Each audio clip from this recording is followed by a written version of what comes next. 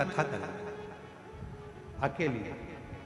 और इन्होंने कहा गुरुजी हमारे जमशेदपुर में हम कथा तो करा लेंगे पर इतने लाखों भक्तों का हम भोजन नहीं करा पाएंगे। हमने इन दीदी से कहा कि तुम वेद बाबा देव घर जाओ और वहाँ पे पीला चावल देकर वहाँ का एक चावल उठा कर ले आना और एक बेलपत्री लाकर एक छोटा सा टेंट लगाकर वहाँ रख देना।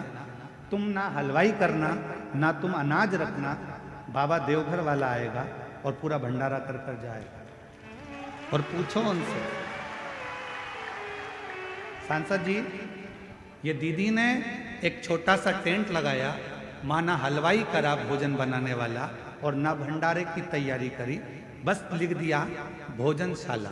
और कोई बाहर से एक टीम आई 15 लोगों की हलवाई गिरी करने के लिए, ना जाने कहां से आई थी और कहां से गाड़ी भरा भरा कर चावल आता गया, अन्न आता गया और भंडारा चालू हो गया और कथा चलती रही। आज तक इस बहन को भी नहीं मालूम कि भोजन किसने बनाया था। आज तक इस बहन को भी नहीं मालूम कि भोजन लाया कौन था, अन्न कौन लाया, सामान कौन लाया, चूल्हा किसने जलाया, भट्टी कौन ने जलाई, किसने मिठाई बनाई, किसने चावल बनाया, किसने भाजी बनाई, किसी को नहीं मालूम। अब ये बहन एक दिन सीओर आकर बोली कि गुरुजी वहाँ भोजन बनाने के लिए क्या आपकी टीम आई थी? हमने कहा नहीं, हमारा बाबा आया था और वो बनाकर गया और सब ने। यहाँ किसी की सामर्थ्यता नहीं है।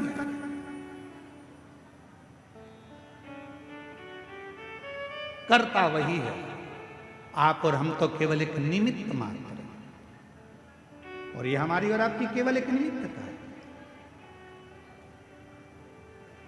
आज हमारे सांसद जी जब आए तो उन्होंने एक ही बात की, गुरुजी हम बाबा की आज्ञा से, देवघर वाले बाबा की आज्ञा से कथा सुनने के लिए एक दिन के लिए हम यहाँ पहुंचे। और अभी आपने माइक पे भी कहा कि 7 दिन कथा चलेगी, मैं कहीं पर भी रहूंगा पर कथा वहां पर रहकर सुनूंगा।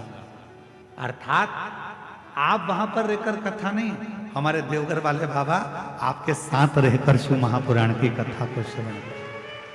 शिव तत्व शंकर की ओघड़दानी की कृपा, ये पुण्यता अपने जीवन। और मेरी झारखंड की दीदियों, मेरे बिहार की जीजियों, मेरे आसपास के सभी जीजा जीजियों, मेरी बेटियों, मेरी माताओं, मेरे बुजुर्ग माता पिता, याद रखना शंकर भगवान को जरूर आपने 2-2 लोटा जल चढ़ाया होगा, इसलिए शिव महापुराण की कथा यहां पहुंच गई है। ये पुण्य ही आपका। और यजमान परिवारों, तुम्हारे 4 लोटा जल दोनों हाथों से चढ़ाया है, इसलिए बाबा ने यह कृपा किया। और मैंने तेरे ही भरोसे बाबा, तेरे ही भरोसे हवा में उड़ती जावागी बाबा, डोर तो छड़ीना में कटनी जावागी।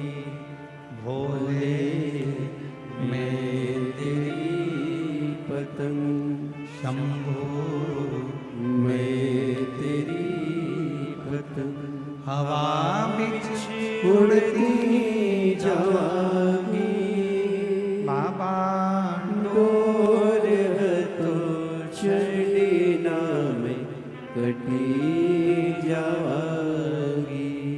इस कथा के सुंदर आनंद में अपने मन को, चित्त को हृदय से लगाने का प्रयास करें। देवराज नाम का ब्राह्मण, ब्राह्मण कुल में जन्म लेकर भी ब्राह्मण कर्म नहीं करता।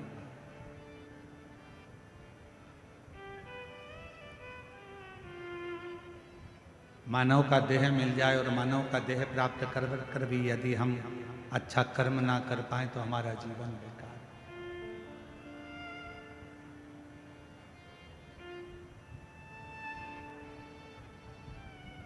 प्राप्त तो हो गया मानव का शरीर, पर वो शरीर तो मिल गया, पर वो शरीर का सदुपयोग तो करें।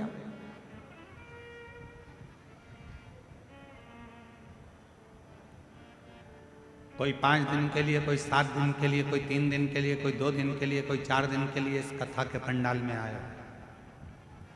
केवल कथा के पंडाल में ना रहकर देवघर बाबा के दर्शन भी करो, कथा भी सुनो, प्रणाम भी करो, नमन भी करो और उससे विनय भी करो। सेवा करने का मौका मिल जाए तो सेवा भी करो।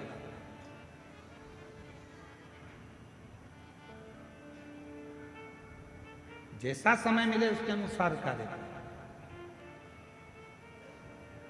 क्या देगा बाबा, कितना देगा बाबा, ये उसके ऊपर निर्भर करता है।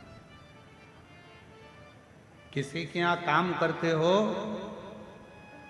तो वो कुछ दे ना दे पर कुछ ना कुछ कचौड़ी दे देगा, समोसा दे देगा, पानी दे देगा, कुछ ना कुछ देता है। उसी तरह कोई कोई तनख्वाह भी देता है। और देवघर में आए हो और अगर आप इस कथा के पंडाल में या आए हुए शिव भक्तों की सेवा करते हो तो मेरा बाबा तुमको भी कुछ ना कुछ तनख्वाह में देगा जरूर, खाली नहीं देगा। देख, देवराज ब्राह्मण अपने परिवार का भरण पोषण करता है, वहां तक तो ठीक है कि उसके परिवार में सब कुछ है। पत्नी भी है, बच्चे भी हैं, माता पिता भी, सब कुछ देवराज नाम के ब्राह्मण के घर में सब कुछ।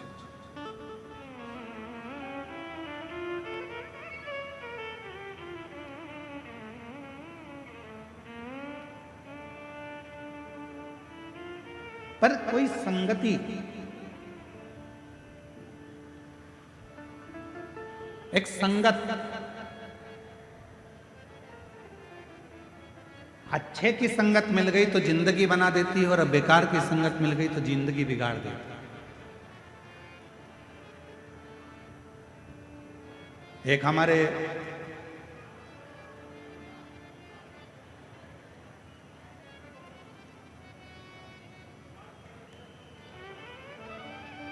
भगवान शिव की एक परम रसमय आनंदमय एक चरित्र आता है।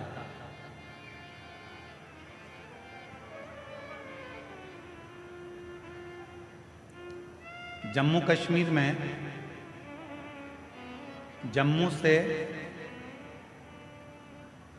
लगभग 130 किलोमीटर की दूरी पर एक महादेव का मंदिर है जिसका नाम है सुध महादेव। कौन सा महादेव है? जम के बोलो, सुध महादेव। आवाज नहीं आई, फिर से बोलो, सुध महादेव। जम्मू से लगभग 130 किलोमीटर की दूरी पर विराजमान है सुध महादेव, जम्मू कश्मीर। ये संगत के महादेव, जरा ध्यान दीजिएगा। इस कथा को हम क्यों सुना रहे हैं? क्योंकि संगति का असर क्या होता है। और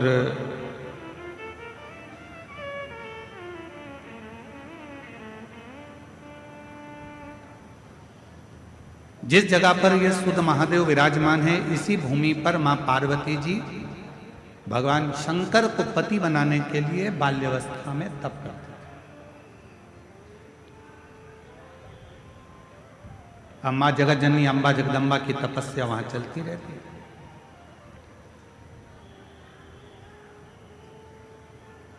वहां पर एक सुधात नाम का असुर था और वो सुधात नाम का जो असुर था, जब मां जगत जननी तप करती थी तो सुधात उस स्थान पर आता था और मां जगत जननी के तप का दर्शन करता था। वो शिव को नहीं जानता, वो भगवान शंकर का स्मरण नहीं करता, वो ना शिव को जानता था, ना शंकर का भजन करता था, ना शंकर का स्मरण करता था, ना शंकर का मंत्र जाप करता था, ना शंकर जी का गुणगान करता था। वो सुधात असुर केवल जहां पर पार्वती जी बैठकर तप करती थी उस भूमि पर आकर पार्वती जी को देखता था।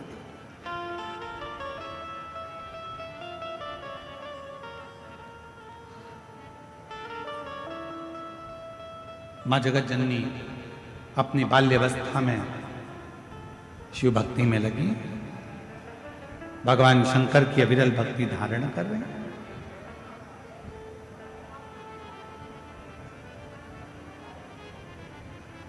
अविरल भक्ति में मां जगत जननी खोई।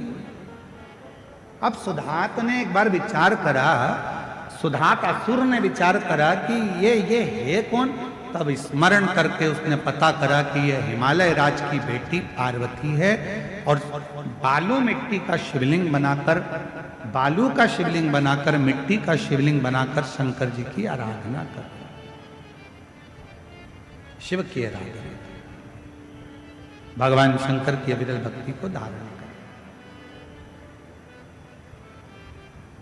पार्वती जी को नहीं मालूम कि मुझे कौन देखता है।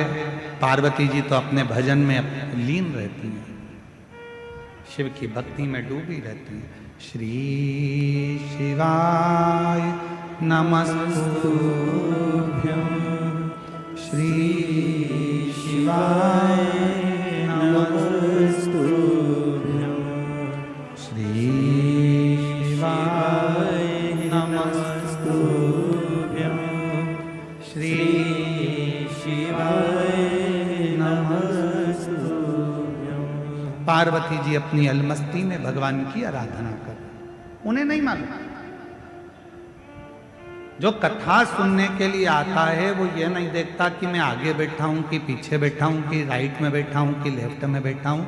उसका तो एक ही तत्व है कि कहीं पर बस माइक की आवाज आ जाए, कहीं पर भी बैठकर मैं कथा सुनूंगा, मेरे कानों में अगर ये शिव महापुराण की कथा अंदर चली गई और जिस जमीन पर बैठकर मैं कथा सुनूंगा, जब आरती हो जाएगी, आरती होने के बाद जब मैं उठूंगा, उस जमीन की रज को, मिट्टी को जब मैं अपने मस्तक से या मेरे शरीर में जो दुख है, तकलीफ है, वहां लगाऊंगा, तो वो सोच कर जाता है कि मेरा दुख उस समय पर समाप्त तो होगा ही, ये निश्चित है। और कोई पूछे कि सियोर वाला महाराज बोलता है कि जहां कथा बैठकर सुन रहे हो, उठोगे, आरती होने के बाद जब वहां से जाओगे, वहां की मिट्टी को अपने मस्तक चढ़ा कर जाना या उस मिट्टी को नमन कर कर जाना, ये कहां लिखा? तो इस सुधात असुर की कथा में, मां जगत जननी की कथा में, सुत महादेव की कथा में इसका वर्णन आता है। स्कंद पुराण में भी इसका वर्णन।